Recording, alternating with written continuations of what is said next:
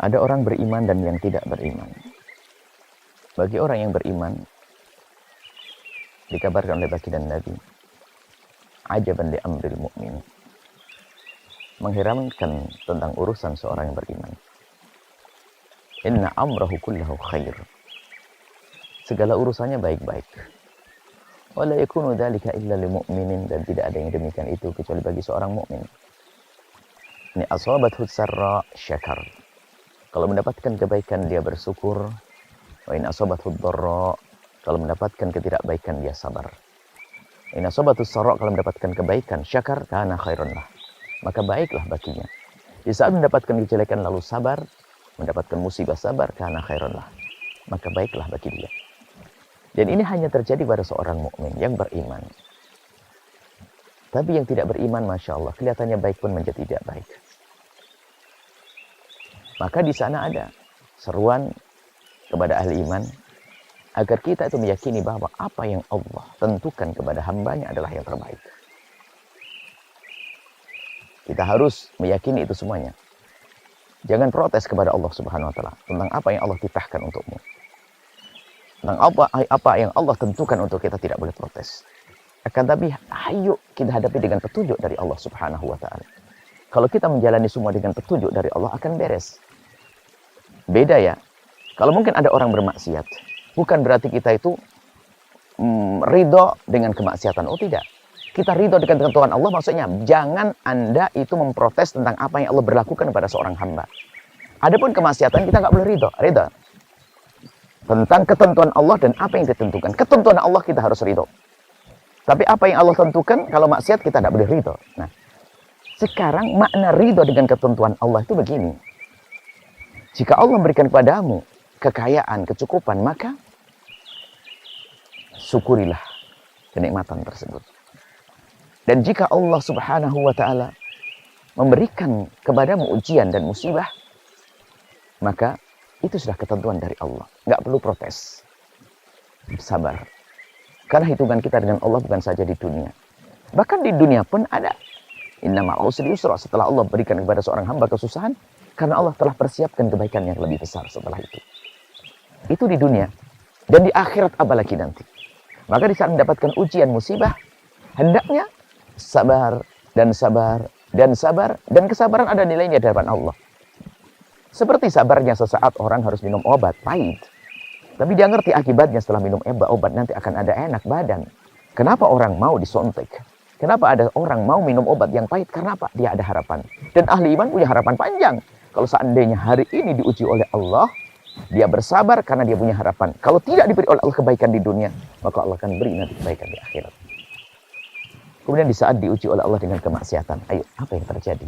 Dan apa yang hendaknya dilakukan seorang hamba? Dia kenal Allah, beriman.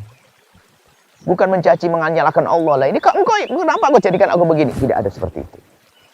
Karena dia ahli iman. Di saat diuji oleh Allah dengan maksiat, maka dia bergegas kembali kepada Allah dengan taubat. Itu namanya ridho dengan apa yang Allah dengan ketentuan Allah. Bukan malah sibuk menyalahkan Allah dan seterusnya. Tidak. Bukankah Allah membuka pintu taubat kepada siapapun? Seorang hamba berusaha kembali kepada Allah dengan taubat, memohon ampun kepada Allah Subhanahu wa Ta'ala. Tapi orang yang tidak beriman tidak bisa menerima itu semuanya. Atau orang yang hatinya kotor, rusak, dia mengatakan, kan yang menjadikan kita bermaksiatkan Allah. Kenapa kok Allah kalau kita harus dihukum? Pembahasan akidah. Bukan.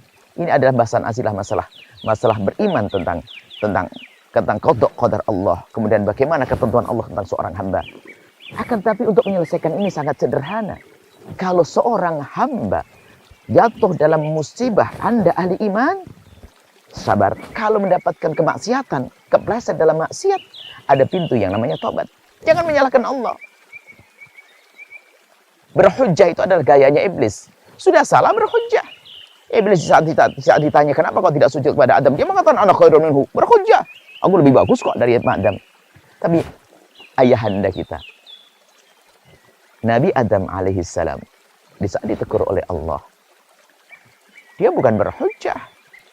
Akan tapi malah mengatakan, Rabbana zalamna anfusana. Ya Allah, aku telah berbuat zalim kepada diri kami sendiri. Langsung. Wa illam taghfir lana wa tarhamna. Kalau engkau tidak mengampuni kami dan memberikan kasih sayang, kami akan rugi ya Allah. Nah itulah kebiasaan orang yang punya iman. Jadi begitu mudahnya di saat menghadapi ketentuan-ketentuan Allah. Apa yang Allah berlakukan kepadanya, maka mudah dia untuk menyelesaikannya. Kalau dia dalam keadaan baik, buruk, maksiat. Kalau dalam keadaan dia beribadah, apa yang terjadi pada seorang hamba? Tahu Allah menjadikan dia ibadah, maka semakin bersyukur dia. Tidak akan sombong. Dia tidak akan menjadi ujub dengan amal baik yang dilakukan. Tapi karena dia kenal Allah Subhanahu wa Ta'ala, justru dia semakin kuat beribadah.